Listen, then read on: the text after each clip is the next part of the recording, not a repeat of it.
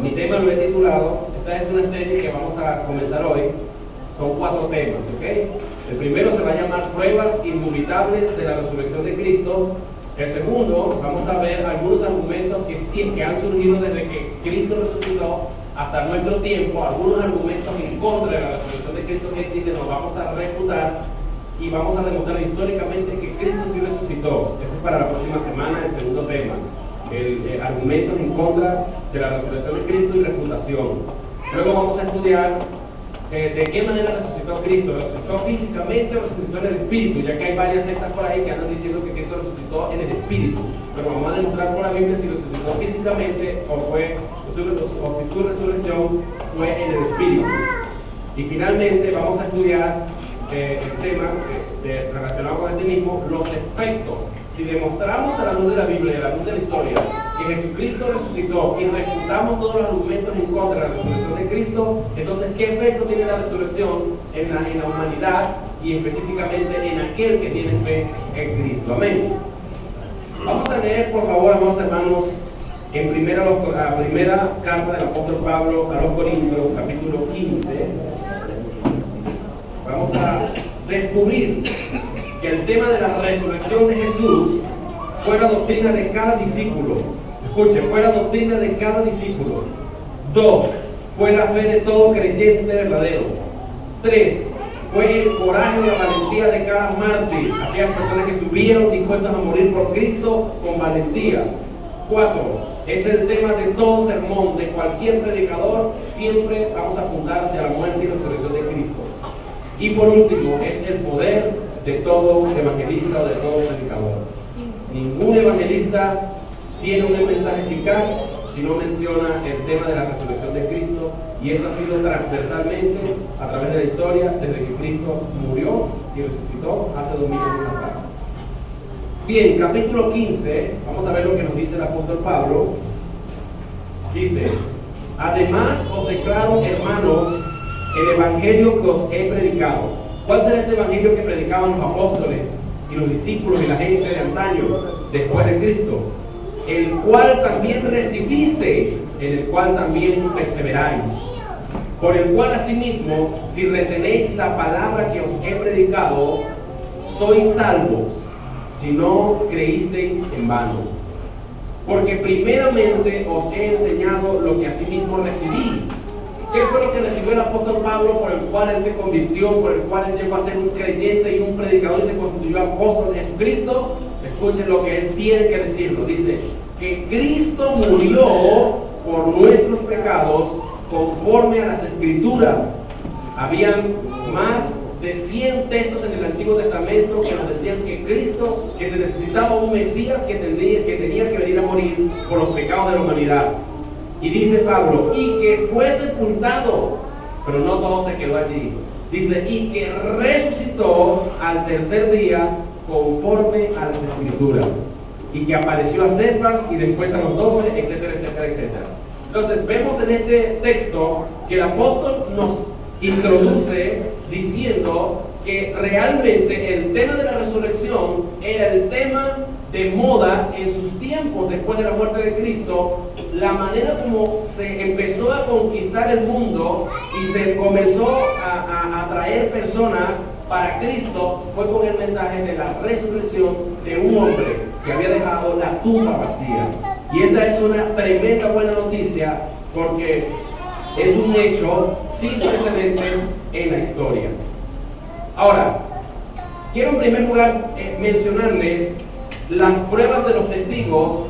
De acuerdo a la Biblia, Jesús tuvo o apareció en 12 ocasiones. ¿Cuántas veces apareció Jesús? 12 veces. Vamos a estudiar a la luz de la Biblia a aquellas personas a quien Cristo se le apareció. Por ahí andan diciendo algunos escépticos que Jesús no pudo haberse aparecido a tantas personas, sino que ellos tuvieron alucinaciones, que es uno de los argumentos que se ha presentado desde el primer siglo.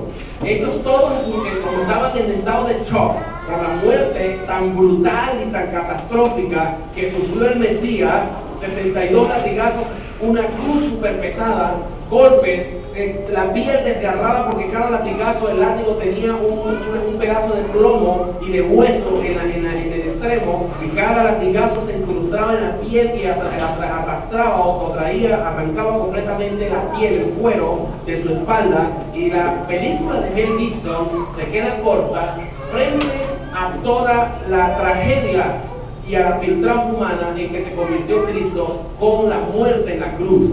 No solamente esto, el profeta Isaías 750 años antes de Cristo nos menciona la muerte de Cristo y nos dice que en él no quedó hermosura alguna, no había hermosura en él, y quienes podían verlo apartaban de él el rostro porque no soportaban ver la fealdad o la manera tan horrible y tan horripilante como había quedado Jesús físicamente en la cruz del Calvario.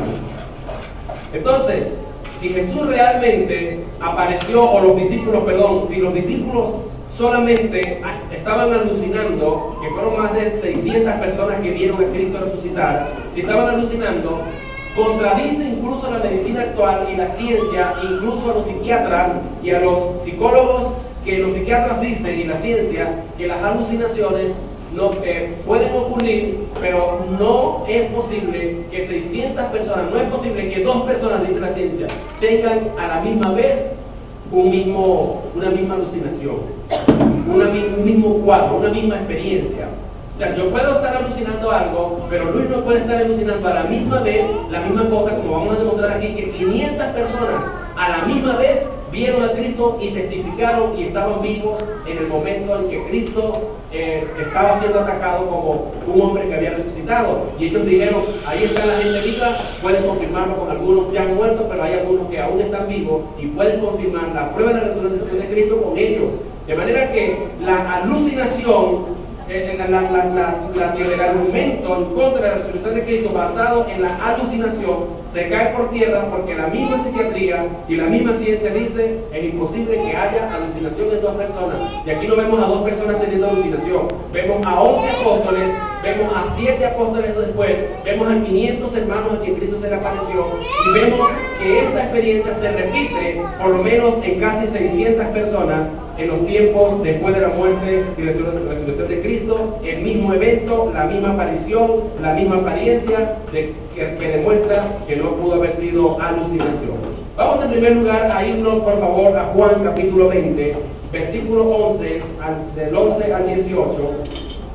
Voy a irles leyendo progresivamente para que usted ubíquelo aquí en su Biblia.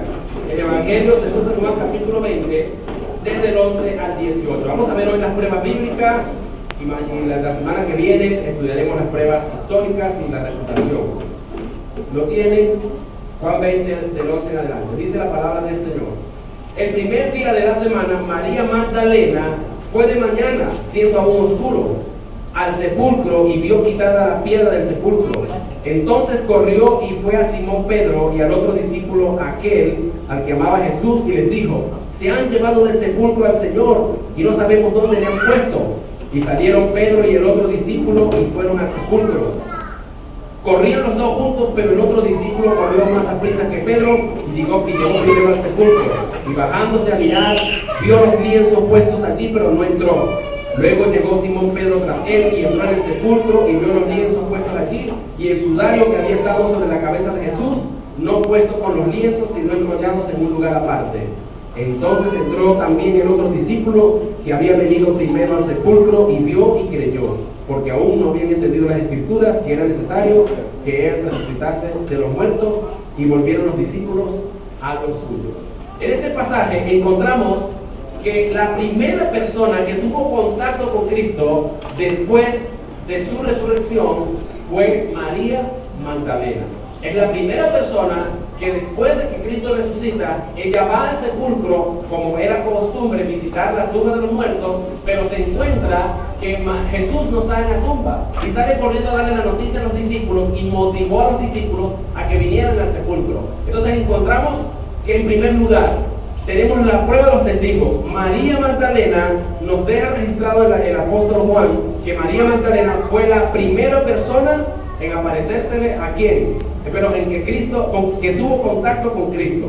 Entonces, en primer lugar, Jesús apareció en primer lugar a una mujer. Qué privilegio más grande, ¿verdad? Que Jesús pudo haberse aparecido a los 11 discípulos, que ya uno había muerto, obviamente Judas Iscariote se había suicidado, Jesús pudo haberse aparecido a sus 12 discípulos a quienes había revelado las más íntimas verdades de la palabra de Dios. Sin embargo, María fue la privilegiada de ver por primera vez después de la resurrección de Cristo al mismo Mesías. De manera, amados hermanos, que las mujeres juegan un papel importante. Y Cristo decidió aparecerse a una mujer que había sido prostituta y que había sido rescatada por medio de Jesucristo. En segundo lugar, en Mateo 28, capítulo 5 al 10, anótelo, hermano, porque este es el orden en que apareció Cristo. Me llevó un tiempito acomodarlo en el orden, por eso anoten la secuencia para que lo puedan estudiar con calma en sus casas. Mateo capítulo 28, versículos 5 al 10. Vamos a ver lo que dice la palabra de Dios. A ver, ¿quién fue la segunda persona a quien Jesús se le apareció? Dice: mas el ángel respondiendo dijo a las mujeres: no temáis vosotras, porque yo sé que buscáis a Jesús, el que fue crucificado. No está aquí, dijeron los ángeles, pues ha resucitado como dijo. Venid, ved el lugar donde fue puesto el Señor, e id pronto y decid a sus discípulos que ha resucitado de los muertos, y aquí va delante de vosotros a Galilea. Allí le veréis, he aquí os lo he dicho. Estas eran unas mujeres, dos mujeres, que iban al sepulcro y de repente se les apareció unos ángeles y dijeron: no vayan al sepulcro que la tumba está vacía. Regrésense y denle la noticia a los discípulos. Ellas se regresaron y cuando iban de regreso a dar la noticia a los discípulos, se les apareció Cristo. Aquí dice: entonces ellas, saliendo del sepulcro con temor y gran gozo, fueron corriendo a dar las nuevas a sus discípulos, y mientras iban a dar las nuevas a los discípulos, he aquí, Jesús les salió al encuentro diciendo: salve.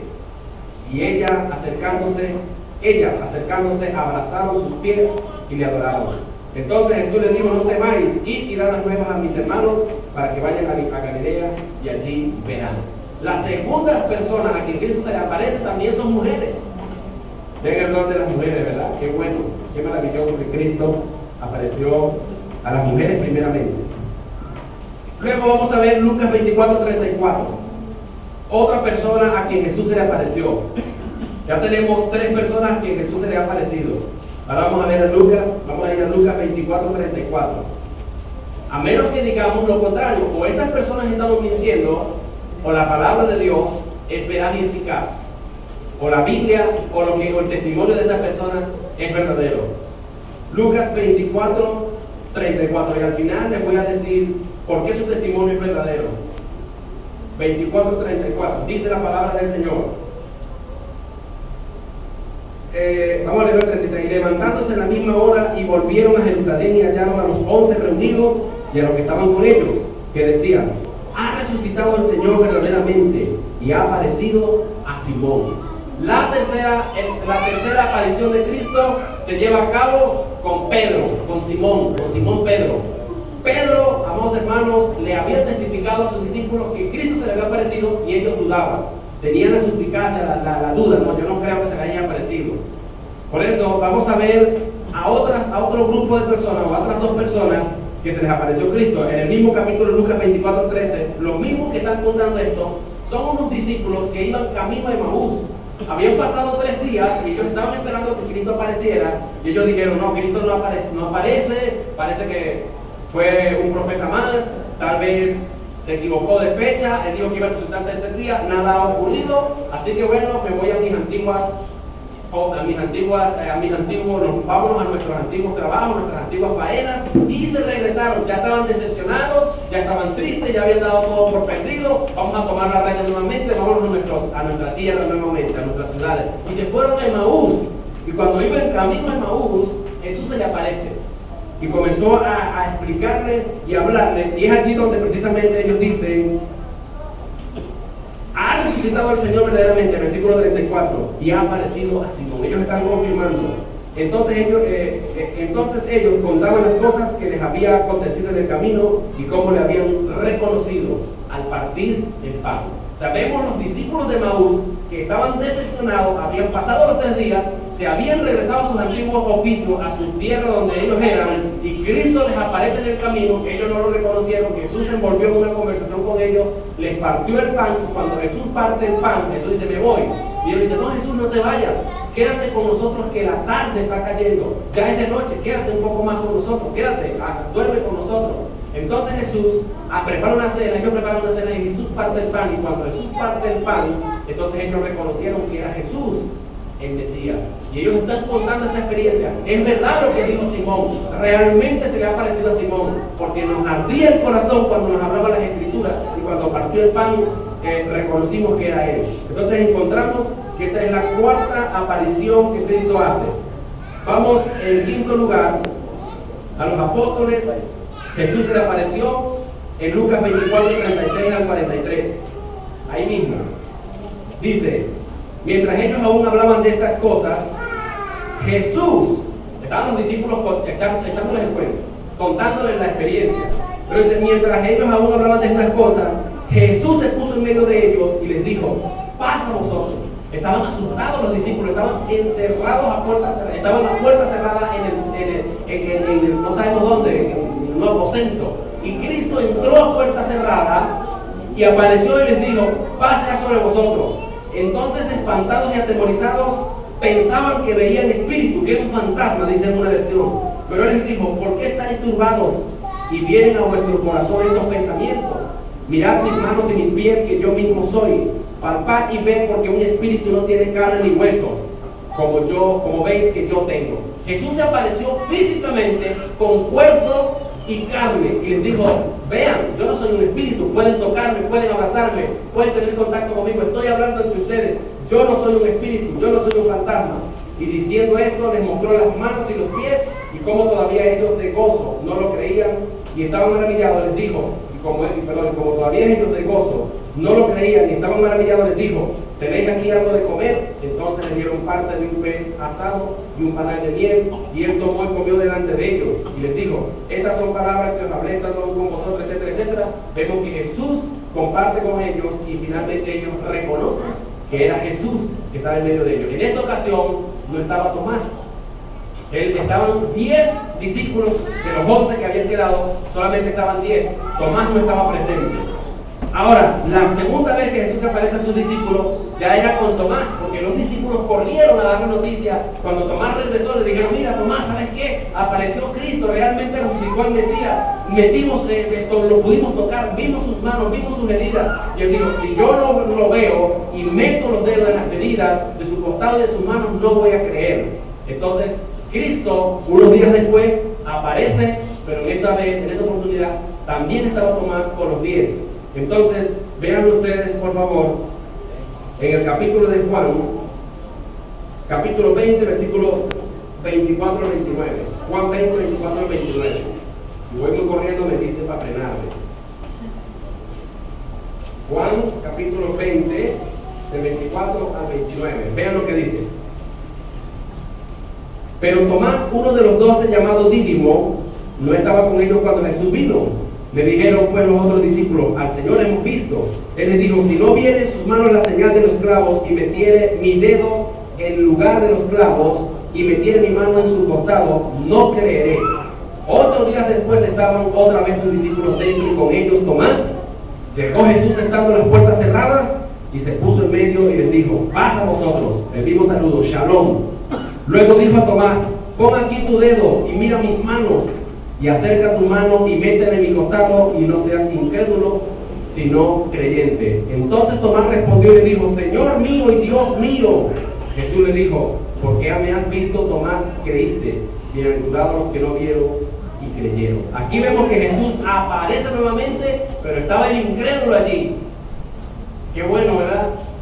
Ojalá pudiera Dios cumplir el capricho a muchos ateos que dicen: Dios no existe porque no puede ser comprobado científicamente. Dios no existe porque no, si Dios existe, ¿por qué no se me aparece? Así estaba un ateo refunfuñando una vez: ¿qué Dios va a estar existiendo? Si Dios existe, que venga, pues, que mande un rayo del cielo y me caiga aquí cerquita, pues. Y vino en ese momento una visita y me cayó una amiga en el oído: ¡ay, ay, ay! Como que quiere ciego, y no sabía qué era. Acá hay una amiga y una estillita de madera, imagínense.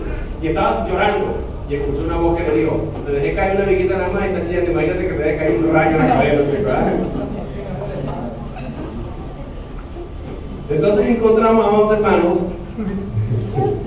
que Tomás, que Jesús aparece a los apóstoles y esta vez cumple el capricho de un apóstol incrédulo que dice: no, señor, tengo que verlo, hay que ver para creer. Luego Jesús aparece en el mar de Tiberias a 7 discípulos. Eso lo encontramos en Juan 21, del 1 en adelante. Juan 21, ahí mismo. Dice, después de esto Jesús se manifestó otra vez a sus discípulos junto al mar de Tiberias y se manifestó de esta manera. Estaban juntos Simón, Pedro, Tomás llamado el Dídimo, Natanael, el de Caná de Galilea, los hijos de Zebedeo que eran 2 y otros 2 discípulos. Simón Pedro les dijo, voy a pescar. Ellos les dijeron, vamos a comentar los detalles, qué ocurrió en ese encuentro. Pero lo que quiero resaltar aquí, apareció nuevamente a 7 discípulos. Luego, amados hermanos, ya vamos por la octava aparición, en 1 Corintios 15, 6, que era donde comenzamos, o donde fundamentamos el mensaje hoy, 1 Corintios 15, 6, vean lo que dice. 1 Corintios 15, 6. Dice, después apareció a más de 500 hermanos a la vez, o sea, en un mismo momento, de los cuales muchos viven aún y otros ya duermen. Pablo está diciendo, Jesús apareció a 500 hermanos. Después de todas estas apariciones que le estoy mencionando, que se le apareció a Pedro, a María y a todos estos discípulos, entonces le apareció a 500 hermanos. Y dice, de los cuales hay algunos que ya murieron, pero hay otros que aún están vivos. O sea, que la gente podía confirmar que Cristo resucitó porque se les había aparecido, porque había personas que estaban vivos. Así que ellos podían ser entrevistados. Luego encontramos, amados hermanos, la novena aparición que se encuentra en 1 Corintios 15, 6, donde dice que Jesús se le apareció a Jacobo.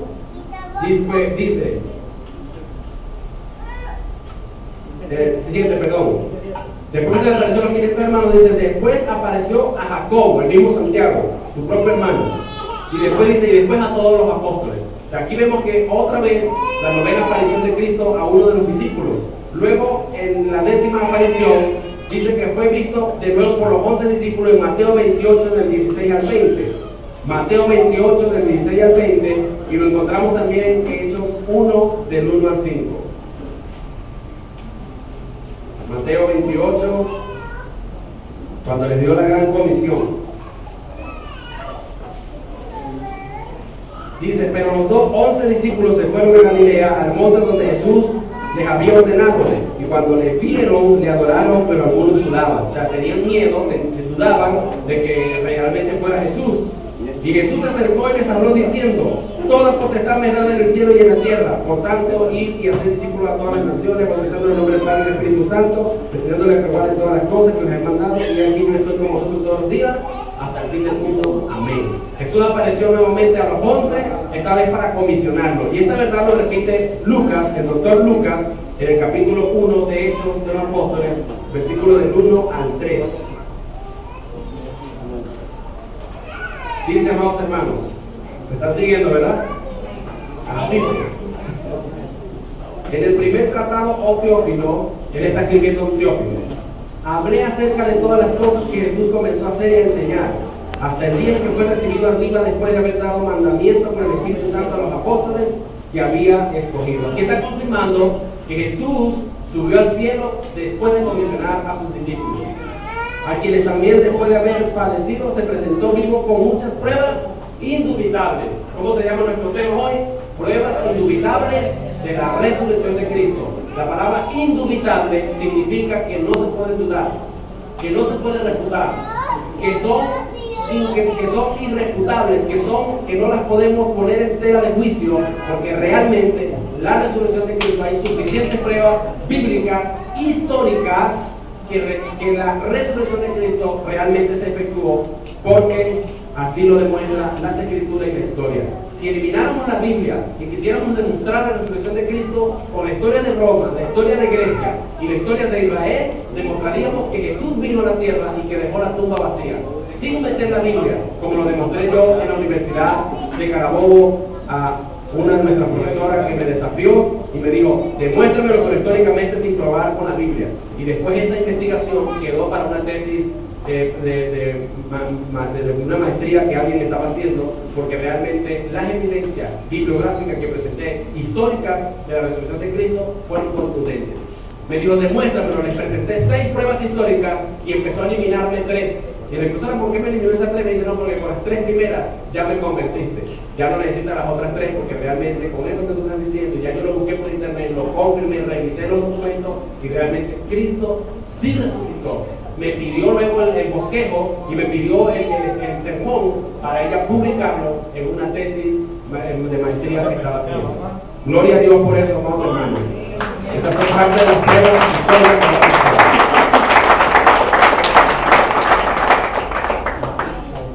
Así todavía conservo el correo que me mandó donde me dijo, no quiero temas de religión. Yo le dije, no hablé de religión, dije pruebas históricas, sin meter la Biblia.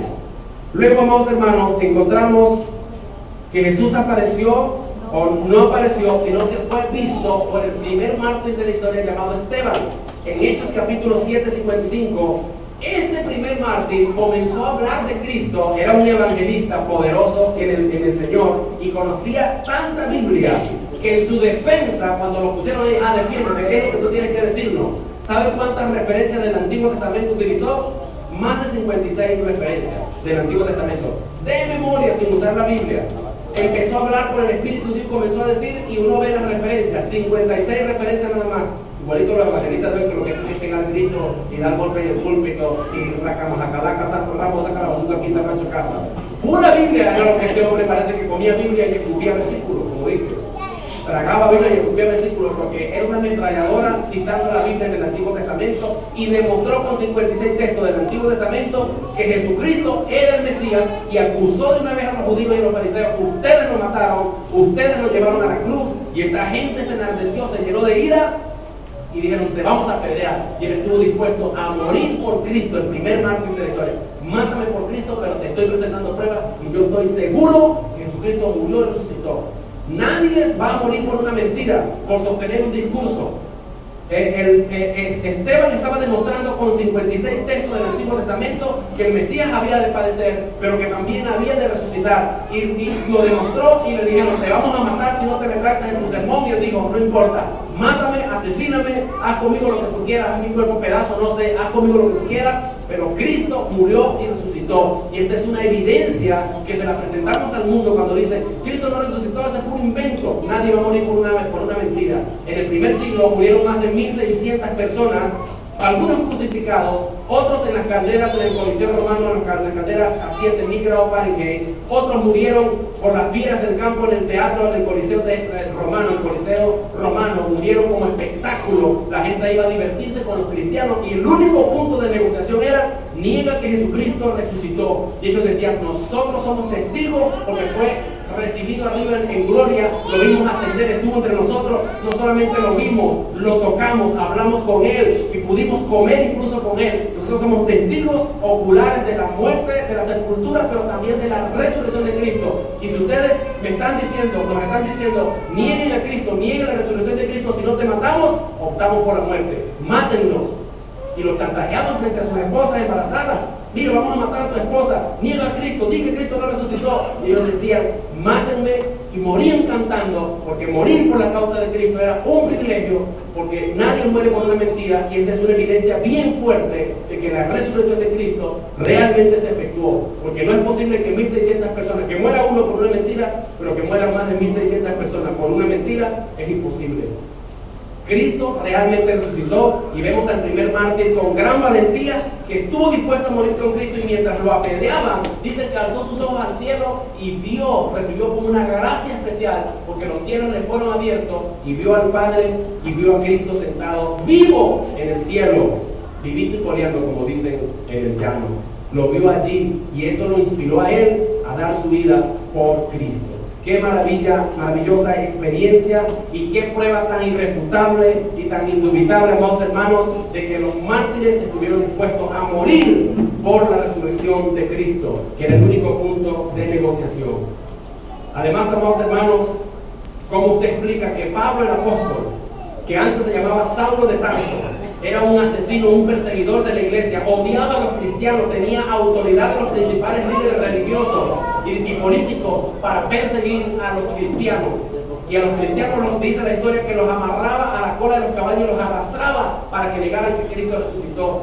Y él consintió en la muerte de Esteban.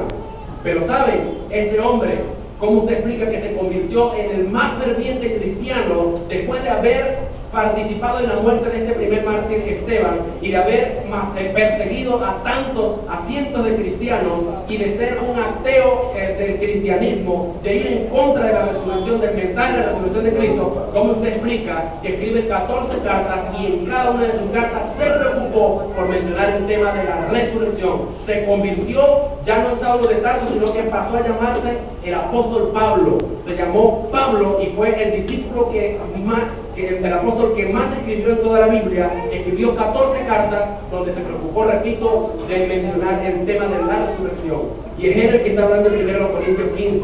Escribió, vamos hermanos, 14 cartas y se preocupó por mencionarnos el tema de la resurrección. ¿Cómo es posible que un asesino, que un perseguidor de una religión o de un sistema de pensamiento de los cristianos, luego se convierta y se haga el más eminente predicador de ese movimiento? A menos que él haya tenido evidencia de que realmente Cristo resucitó. Y él testifica en Hechos capítulo 9, versículo del 3 al 6, que él iba camino a Damasco con una carta, con una autorización para masacrar a los cristianos y perseguirlos.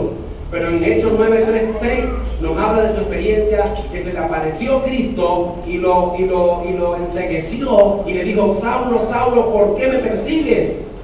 Dura cosa te es dar contra el aguijón. Y luego vemos a Pablo que es liberado por Ananías y Dios le dijo a Ananías: úngeme este hombre, apártamelo, porque este hombre va a ser un instrumento poderoso en las manos. Era un hombre que tenía 2 nacionalidades, que hablaba muchos idiomas, que conocía muchísimo de escritura y tenía conocimiento de la ciencia y de la filosofía. Y este hombre fue un instrumento que Dios utilizó para ir ante los cónsules, para ir ante los reyes, para ir ante los magistrados, para ir ante las autoridades terrenales y predicar el evangelio, e hizo temblar a muchos reyes y a muchos gobernadores. Incluso muchos le dijeron: casi que me persuades a que me convierta al cristianismo.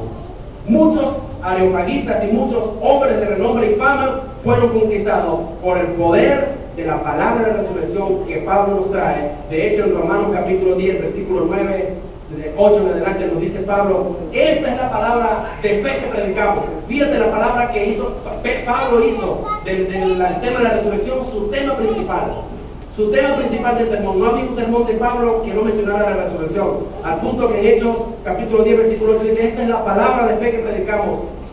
Que si crees en tu corazón que Jesucristo, ¿cómo es que dice? Que si confiesas con tu boca que Jesús es el Señor y que Dios lo levantó de entre los muertos, serás salvo. Porque con el corazón se cree para justicia, pero con la boca se confiesa para salvación. Como está escrito: el justo por la fe vivirá. El apóstol Pablo, convertido, y nos dice: mi tema central, al igual que el de todos los demás, es el tema de que Cristo fue resucitado por el Padre. Y si tú confiesas eso esta mañana, si tú crees fervientemente, aunque no has visto a Cristo, aunque no se te ha aparecido, pero crees por la fe, como Cristo dijo: bienaventurados los que creen sin haber visto. Si tú crees esta mañana como creyó Pablo y crees realmente que Cristo resucitó de los muertos y confiesas en tu boca: Jesús es mi Señor, yo creo que el Padre Celestial te resucitó de entre los muertos, ven a mi corazón, sé el dueño y el rey de mi vida, el Señor de mi corazón, y te aseguro que tu vida no será jamás la misma. Jamás va a ser la misma, porque el mensaje de la resurrección realmente ha transformado a millones de personas. Eso es lo que ha hecho que miles de cristianos estén dispuestos a dar su vida por Cristo. ¿Estamos de acuerdo? Esta verdad la confirma el apóstol Pablo en 1 Corintios 15:8, donde también nos cuenta la experiencia de su resurrección. Amados hermanos, la mayoría de estos discípulos y personas a quienes Jesús se les apareció, la mayoría, a excepción de uno solo que se llamó Juan, el apóstol, el evangelista, el teólogo, el que escribió el Evangelio de Juan, primera, segunda y tercera de Juan, y el libro de Apocalipsis. Este hombre fue el único que murió de muerte natural exiliado en la isla de Patmos, donde duró 18 meses exiliado, y fue el único que murió de muerte natural. Sin embargo, fue perseguido, y como ya estaba anciano, el emperador romano dijo: no lo vamos a matar, vamos a exiliarlo, vamos a separarlo de su familia. Ese loco deja de estar predicando. Y cuando creyó que ya todo su ministerio se había derrumbado, y dijo: ya se acabó, ya Dios terminó conmigo, ya aquí lo que me toca es morirme, y se deprimió y estaba allí en la isla, apareció nada más y nada menos Cristo. Le apareció Cristo No así como lo pintan en algunas iglesias, un Cristo flacuchento, debilucho, que en lugar de inspirarnos fe y valor y deseo de avanzar y esperanza, nos inspira más bien tristeza, rabia, enojo, dolor, amargura, porque vemos a un Cristo debilucho y uno ve una impotencia. ¿En qué me puede ayudar ese Cristo debilucho? Entonces Juan estaba en la isla de Patmos, turbado el día del Señor, un día domingo, y entró en ayuno, entró en una oración ahí especial, ya pensando que Dios había acabado, y se apareció uno que tenía un cabello largo, tenía sus ojos como llamas de fuego, apareció rodeado en medio de un candelero, de 7 candeleros, perdón, y estaba allí Jesús con una voz de estruendo como el sonido de muchas aguas. Dice que tenía un vestido blanco y sus pies eran como de bronce y un cinto de oro y lo rodeaba una gloria especial. Ese era el Cristo vivo y resucitado, tal cual como está en el cielo, que se le apareció a Juan, como diciéndole: mira Juan, yo no estoy muerto, yo tengo, y le dijo: yo tengo las llaves yo vencí la muerte, vencí el imperio de la muerte, vencí el Hades, vencí el infierno, yo soy el Cristo, el que estuvo muerto pero ahora vive y vive por los siglos, yo soy el alfa y el omega, el principio y el fin, yo soy la resurrección y la vida, el que cree en mí aunque esté muerto vivirá. Juan, yo no he terminado contigo, voy a darte la obra que le va a romper los sesos en las futuras generaciones, incluyendo a muchos teólogos, que es el libro de Apocalipsis. Cuando él creyó, Dios terminó conmigo, Dios le dio la revelación del libro de Apocalipsis, que es el libro que tiene a miles de teólogos con la cabeza hecha pedazos, porque no hay que hacer con él. Un libro tan sencillo que nos habla de la adoración y de consolación, y mucha gente no lo entiende. Y hasta películas han sacado, hasta el cine, hasta Hollywood ha hecho películas del Apocalipsis, y los más encumbrados filósofos que se la saben mucho, y yo muchas veces les he tenido que decir a algunos de ellos: como usted sabe tanto, explícame el Apocalipsis, pues trata de interpretar el Apocalipsis. Dime tú si este libro fue hecho por hombre, fue inspirado por algún hombre. ¿A quién se le ocurre todo lo que dice el libro de Apocalipsis?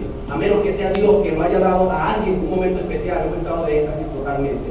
Entonces nadie puede interpretar el Apocalipsis con conocimiento filosófico ni humanístico. Tú puedes ir a 100 universidades, por si tener 3 doctorados, un PhD, no importa qué título tengas tú, no importa. Lo que importa es que el libro del Apocalipsis nos dice algo de lo sublime y de lo poderoso que es Dios, que reveló un mensaje tan profundo que ninguna mente ilustrada, universitaria y académica pudiera descifrar, a menos que tengamos al Espíritu de Dios. Vamos a hacer un aplauso.